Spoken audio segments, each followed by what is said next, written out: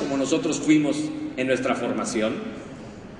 Yo seguramente si les preguntara aquí a los estudiantes cuántos amigos tienen en el Facebook, me van a decir cantidades estratosféricas, 300, 400, 500.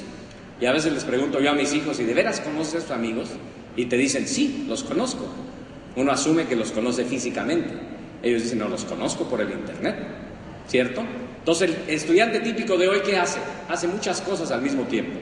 Está escuchando la música, está con 30 pantallas abiertas en su computador, está estudiando en grupo, está chateando con sus amigos, ¿sí o no? Y nosotros como adultos nos resistimos a entender esto.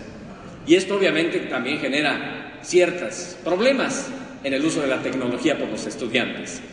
Si no entendemos cómo se comunican los estudiantes el día de hoy, difícilmente vamos a poder generar mejores condiciones de colaboración. Por cierto, yo también trato de hacer lo propio con mi Twitter y blog, así que los estudiantes incluso se comunican de una manera diferente, utilizan hoy un lenguaje diferente, que si no lo entendemos quiere decir que andamos mal. Miren esta, ¿quién entiende este diálogo que está por ahí?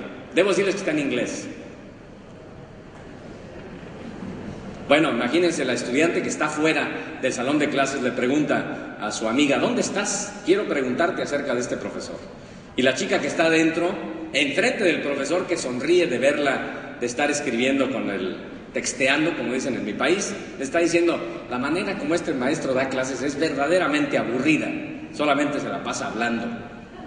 Y eso lo está haciendo frente al profesor, imagínense.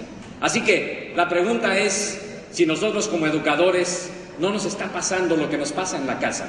El estudiante de hoy, aunque no nos guste, aunque rompa ese esquema convencional de universidad, es un estudiante que probablemente sabe más que nosotros de algunas cosas. Y entonces, obviamente, los estudiantes se quejan de que los educadores pues no saben utilizar la tecnología para que mejor puedan aprender en este proceso de enseñanza-aprendizaje. Y es este concepto tecnológico que tenemos que tomar en consideración.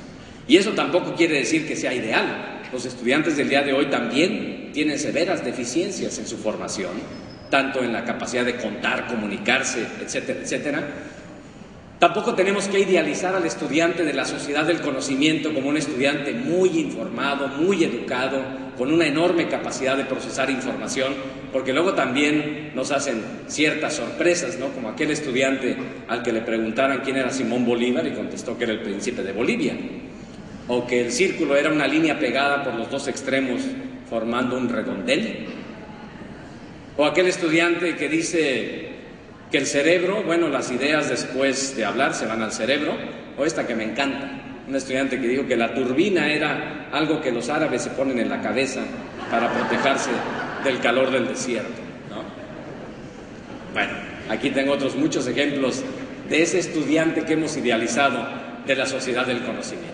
Lo que sí es cierto, ya casi termino, es que el nuevo contexto requiere egresados que sepan trabajar en equipo, que sepan adaptarse a un mundo que está cambiando, que sepan entender el mundo, pero también nunca perder los pies en la realidad local en la que ellos trabajan y donde deben, obviamente, contribuir, que hablen cuando menos un segundo idioma, que puedan utilizar adecuadamente las tecnologías de la información y del conocimiento, y que en su estancia en las aulas universitarias hayan despertado su curiosidad por seguir aprendiendo el resto de su vida.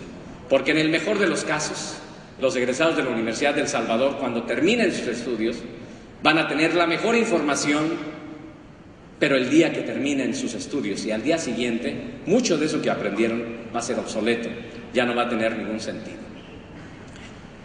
En este contexto global, también hay una realidad en cuanto a movilidad estudiantil, pero lamentablemente en América Latina seguimos siendo muy poquitos los estudiantes que pueden salir al extranjero. Y esto es algo que hay que tomar en consideración. El día de ayer, antier, la profesora Eva Pollack presentó los resultados de la encuesta mundial de internacionalización de la educación superior de la IAU y hablaba un dato que era verdaderamente preocupante. América Latina como región, en términos de internacionalización de la educación superior, es la única región del mundo que no considera a América Latina como su propia prioridad y también es la región del mundo que ninguna otra región del mundo considera como prioridad en la internacionalización. En otras palabras, estamos así como perdidos ahí en el espacio. Miren el caso de Estados Unidos, en donde los estudiantes internacionales en los Estados Unidos, dentro de los 25 más importantes, Argentina no está. En cuanto a los estudiantes que salen al extranjero de los Estados Unidos, Argentina sí está, en el número 12. Lo mismo pasa para el caso de académicos, en donde ocupa el lugar 19. Y la movilidad no lo es todo. Tenemos que formar gente con una sólida formación humanista y con más actitudes, y también con más aptitudes, por supuesto.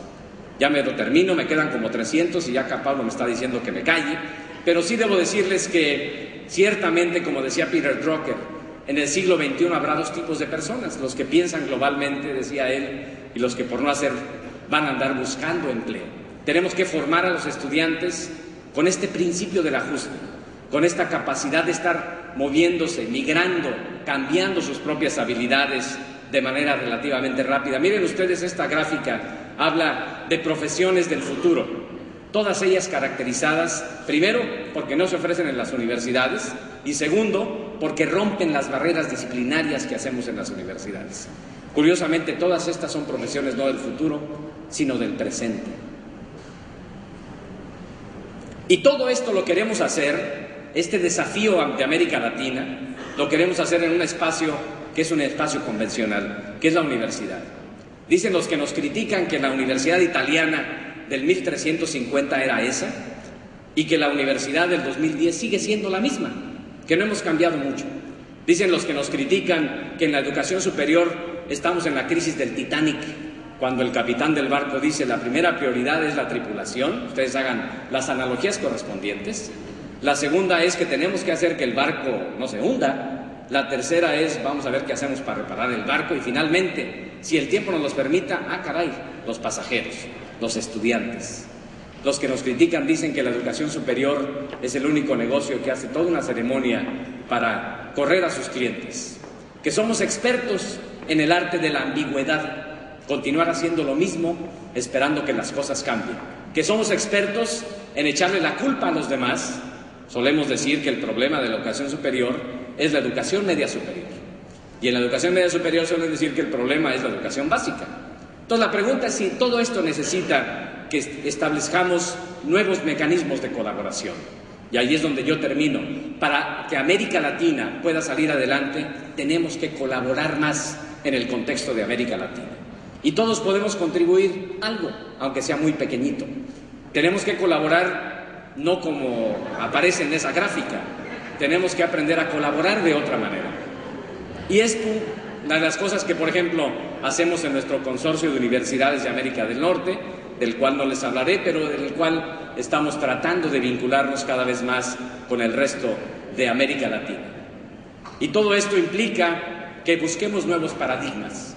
Esto implica que en las instituciones de educación superior no perdamos de vista que el énfasis lo tenemos que hacer en los estudiantes, que tenemos que comenzar con los profesores, que tenemos que utilizar la poderosísima herramienta del currículum para darle una visión internacional que permita que además todo esto lo hagamos desarrollando alianzas estratégicas. Y yo los invito a que piensen, a que se analicen, a que se vean como son realmente, no como a veces nos gustaría vernos en la fotografía. Un baño de realidad de América Latina es que hacemos mucho ruido sobre este tema de la internacionalización, pero tenemos poca efectividad. Y ahí es donde creo que tenemos que trabajar más en la internacionalización, verla como una necesidad crítica, como algo altamente práctico, benéfico y como una prioridad que debimos haber atendido no el día de hoy, sino el día de ayer. Que tenemos que entender que la internacionalización no es un asunto de fórmulas mágicas, es un asunto de contextualización en el aspecto local. Decía Albert Einstein hace muchos años que todos los imperios del mundo serían imperios del conocimiento y que solamente los pueblos que entendieran esto podrían tener éxito en el futuro, que los que no lo entendieran se quedarían con su maravilloso pasado, sus iglesias, sus playas, pero probablemente no tendrían el éxito que quisieran. Y la pregunta es, ¿qué hacemos en América Latina? ¿Qué hacemos cada uno de nosotros en lo individual para construir ese futuro? Recuerden ustedes que el futuro ni se adivina ni se extrapola. El futuro se construye con las acciones que uno haga el día de hoy. Termino con la frase de Charles Darwin que decía que no son los más fuertes los que sobreviven, ni siquiera los más inteligentes. Sobreviven los que se adaptan mejor a las cambiantes condiciones del entorno. Muchísimas gracias.